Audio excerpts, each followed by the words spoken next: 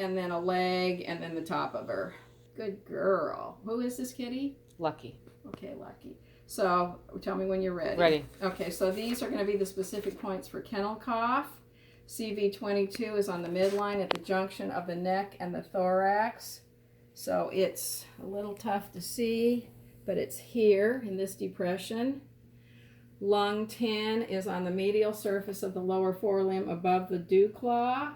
So here's the dew claw. It's going to be in this. Good kitty.